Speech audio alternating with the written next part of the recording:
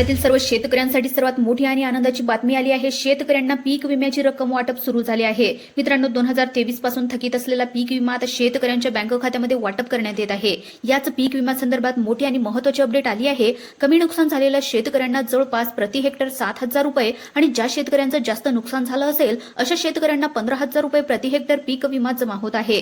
ही सांगण्यात आलेली रक्कम प्रत्येक पिकासाठी प्रत्येक जिल्ह्यासाठी वेगळी असू शकते। ज्या शेतकऱ्यांना हा पीक विमा जमा झाला नाही अशा संदर्भामध्ये महत्त्वाचे अपडेट जाणून घेणार आहोत। याचबरोबर आज राज्य सरकारकडून कोणत्या नवीन सूचना देण्यात आल्या आहेत, कोणत्या जिल्ह्यामध्ये किती पीक विमा जमा झाला आणि आज कोणत्या जिल्ह्यामध्ये पीक विमा जमा होणार आहे, तसेच आज कोणत्या बँकेमध्ये हे पैसे येणार आहेत आणि कोणत्या बँका वगळण्यात आलेल्या आहेत याची सर्व संपूर्ण अशी माहिती आज आपण या व्हिडिओच्या माध्यमातून जाणून घेणार आहोत। त्यामुळे तुमचा जिल्हा यामध्ये आहे की नाही हे नक्की पाहून घ्या। तसेच जर तुम्हाला पीक विमा जमा झालेला नसेल तर काय करायचे आहे याबद्दल सुद्धा आज आपण या ठिकाणी माहिती पाहणार आहोत। त्यामुळे व्हिडिओ सर्वांनी लक्षपूर्वक पाहायचा आहे जेणेकरून सर्व माहिती तुम्हाला व्यवस्थितपणे समजेल।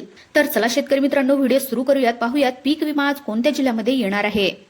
तर बघा शेतकरी मित्रांनो, 8 ते 10 दिवस झाले शेतकऱ्यांच्या खात्यामध्ये पीक विमा जमा होणं सुरू झाला आहे। परंतु ज्या शेतकऱ्यांच्या खात्यामध्ये अद्यापर्यंत पैसे जमा झाले नाही त्यांची महत्त्वपूर्ण अपडेट आपण पुढे पाहणार आहोत। तर बघा, सध्या राज्यामध्ये लातूर, नांदेड, छत्रपती संभाजीनगर, धाराशिव, धुळे, बीड, परभणी आणि हिंगोली या जिल्ह्यामध्ये पीक विमा वितरण होणं सुरू आहे। परंतु तुमच्या खात्यामध्ये अजूनपर्यंत हा पीक विमा जमा झालेला नाही तर कधीपर्यंत जमा होणार आणि कोणत्या जिल्ह्यामध्ये पीक विमा वितरित होणार अशी माहिती आपण पाहणार आहोत। त्या अगोदर ही महत्त्वाची माहिती आपण सर्वात पहिले जाणून घेऊयात।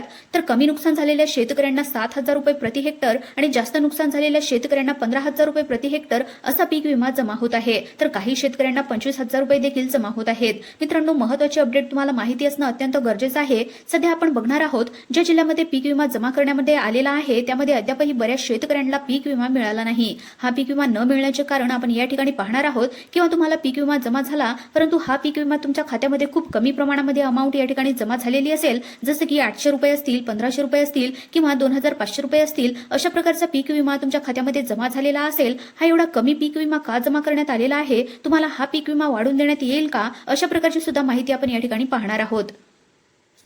तर शेतकरी मित्रांनो, सर्वात पहिले ज्या शेतकऱ्यांना अद्यापर्यंत हा पीक विमा जमा झाला नाही त्याचं कारण असू शकतं तुम्ही जर फार्मर आयडी अजूनपर्यंत काढली नसेल, कारण शासनाने आतापर्यंत फार्मर आयडी अनिवार्य केलेली आहे। प्रत्येक शेतकऱ्याकडे फार्मर आयडी असेल तरच कृषी विभागाच्या सर्व योजनेचा लाभ शेतकऱ्यांना घेता येणार आहे। अर्थात 2024चा पीक विमा देखील फार्मर आयडी असेल तरच शेतकऱ्यांना हा पीक विमा जमा होत आहे। ज्या शेतकऱ्यांकडे फार्मर आयडी कार्ड नसेल असे शेतकरी 2023च्या पीक विम्यासाठी पात्र असून सुद्धा त्यांच्या खात्यामध्ये पीक विम्याचे पैसे जमा होत नाहीत। त्यामुळे तुम्हाला पीक विमा जमा झालेला नसेल तर तात्काळ ही फार्मर आयडी कार्ड काढून घ्या। त्यानंतर ज्या शेतकऱ्यांना कमी प्रमाणामध्ये खूप कमी अमाउंटमध्ये पीक विमा जमा होत असेल तर अशा शेतकऱ्यांचे पीक विमा जमा होण्याचं कारण आपण या ठिकाणी पाहणार आहोत। तर बघा, पिकासाठी जिल्ह्याप्रमाणे सरकार वेगवेगळा निधी मंजूर करतं। प्रत्येक जिल्ह्यामध्ये जेवढं नुकसान तेवढीच भरपाई दिली जाते। त्यामुळे प्रत्येक जिल्ह्यामध्ये मिळणारा पीक विमा हा वेगळा असू शकतो। त्यामुळे आपण सांगितल्याप्रमाणे कोणत्या जिल्ह्यामध्ये 800 ते 900 रुपये जमा होत आहेत आणि कोणत्या जिल्ह्यामध्ये 25,000 ते 15,000 रुपयापर्यंत अशा प्रकारची रक्कम शेतकऱ्यांच्या खात्यामध्ये जमा होत आहे। याचबरोबर आज कोणत्या जिल्ह्यामध्ये पीक विमा जमा होणार आहे अशा जिल्ह्यांची यादी सुद्धा आपण या ठिकाणी पाहून घेणार आहोत। परंतु त्याआधी शेतकरी मित्रांनो, यावर्षी जर आपल्याला पीक विमा मिळवायचा असेल तर आपल्याला एक काम या ठिकाणी तात्काळ करावं लागणार आहे। आता भरपूर अशा लाभार्थ्यांना यावर्षी पीक विमा का मिळाला नाही, गेल्या वर्षी जे काही लाभार्थी पीक विम्याचा फॉर्म भरलेले होते त्यामध्ये काही लाभार्थ्यांना पीक विमा आला आणि काही लाभार्थ्यांना पीक विमा आलेला नाही। याचं मुख्य कारण काय असू शकतं, तर त्या लाभार्थ्यांनी क्लेम केलेले नसेल। म्हणजेच आता काही भागामध्ये सध्या खूप मोठ्या प्रमाणामध्ये पाऊस चालू आहे। या पावसामुळे तुमच्या शेती पिकांचं नुकसान झालंय। त्या शेती पिकाच्या नुकसानाची भरपाई जर तुम्हाला पाहिजे असेल तर क्लेम करणं गरजेचं असणार आहे। गेल्या वर्षी जे काही लाभार्थ्यांनी क्लेम केलेले होते त्या लाभार्थ्यांना कन्फर्म पीक विमा मिळाला आहे। म्हणजे शेती पिकांचे नुकसान झालंय त्या नुकसानाची भरपाई करण्यासाठी एकतर क्रॉप इन्शुरन्स ॲपच्या माध्यमातून आपल्याला तक्रार करावी लागेल किंवा जो काही पीक विमा तुम्ही भरला आहे त्या पीक विम्याच्या पावतीवरती एक टोल फ्री नंबर असतो, त्यावर कॉल करून तुम्हाला पीक विमा कंपनीला कळवणं गरजेचं आहे। जेव्हा कळवाल त्यानंतर तुमच्या तक्रारीची नोंद घेतली जाईल आणि तुमच्या शेतीमध्ये ते कर्मचारी येतील, तुमच्या शेतींचे फोटो काढतील आणि त्यानंतर तुमच्या शेती पिकांचे नुकसान किती प्रमाणामध्ये झालेलं आहे ते नोंदवतील। त्यानंतर त्याप्रमाणे तुम्हाला त्या पिकांची जी काही भरपाई आहे तर ते त्या ठिकाणी मिळणार आहे। आता तुम्ही पीक विमा भरलाय, निवांत बसून चालणार नाही। तुमच्या शेती पिकांचं नुकसान जेव्हा होईल तेव्हा तक्रार 24 तासाच्या आतमध्ये तुम्हाला नोंदवणं गरजेचं आहे। मित्रांनो, इथून पुढे 100% जर तुम्हाला पीक विमा पाहिजे असेल तर तुमच्या पिकांचं क्लेम करणं गरजेचं आहे। क्लेम जोपर्यंत तुम्ही करणार नाही तोपर्यंत तुम्हाला पीक विमा मिळणारच नाही, हे मात्र या ठिकाणी खात्रीशीर आहे। कारण भरपूर असे लाभार्थी मागच्या 2 वर्षापासून तसेच पेंडिंग मध्ये पडून आहेत। ते पीक विमा फॉर्म भरलेले आहेत, पीक विमा फॉर्म त्यांनी भरलाय म्हणजे आमचे काम संपलं संपले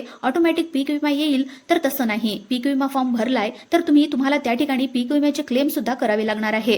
जेव्हा तुमच्या शेती पिकांचे नुकसान होईल त्यामध्ये कोणतेही पीक असो, आता सध्या मूग काढणीला आलेला आहे, यावेळी सध्या पाऊस चालू असल्यामुळे त्या मुगामध्ये मोड येत आहेत. मग आता तुमचं नुकसान त्या ठिकाणी होत आहे, मग त्याची तक्रार तुम्हाला त्या मुगाची या ठिकाणी करणं गरजेचं आहे. तक्रार केला तरच त्याची भरपाई तुम्हाला 100% मिळू शकते.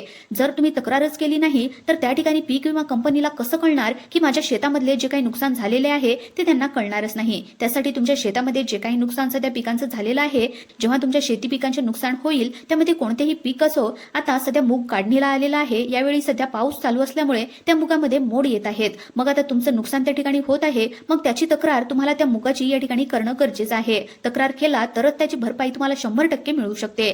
त्यासाठी तुमच्या शेतामध्ये जे काही सध्या पिकांचं नुकसान झालेलं आहे त्याची नोंद तुम्ही त्या ठिकाणी एकतर क्रॉप इन्शुरन्स ॲपच्या माध्यमातून कराल किंवा पीक विमा पावतीवरती जो काही टोल फ्री नंबर दिलेला असेल त्यावरती नंबरवरती फोन करायचा आहे आणि तुमची तक्रार नोंदवायची आहे. आता तक्रार नोंदवल्याच्या नंतर ते कर्मचारी येतील, तुमच्या पिकांचे पूर्ण फोटो काढतील, चौकशी करतील. त्यानंतर तुम्हाला या वर्षीचा पीक विमा पुढच्या वर्षी 100% म्हणजेच कन्फर्म मिळणार आहे, हे मात्र नक्की आहे. तर बघा, आज कोणत्या जिल्ह्यामध्ये हा पीक विमा मिळणार आहे त्या जिल्ह्यांची यादी सांगण्यात येणार आहे. तर पहा, पहिला जिल्हा या ठिकाणी आहे. तर पहा, पहिला जिल्हा आहे जालना, त्यानंतर अकोला, अमरावती, त्यानंतर आहे बुलढाणा, त्यानंतर अहिल्यानगर, सांगली आणि जळगाव अशा जिल्ह्यामध्ये पीक विमा वाटप सध्या सुरू झाला आहे. बाकी तुमचे काही प्रश्न असतील तर ते आम्हाला कमेंटच्या माध्यमातून नक्की कळवा. अतिशय महत्त्वपूर्ण ही माहिती आहे मित्रांनो. जास्तीत जास्त मित्रांपर्यंत हा व्हिडिओ नक्की शेअर करा. चॅनलवरती जर तुम्ही पहिल्यांदा आले असाल तर चॅनलला सुद्धा सबस्क्राइब करून ठेवा, कारण अशाच पद्धतीचे अचूक व्हिडिओचे अपडेट तुम्हाला सर्वप्रथम पाहायला मिळणार आहेत. तोपर्यंत धन्यवाद.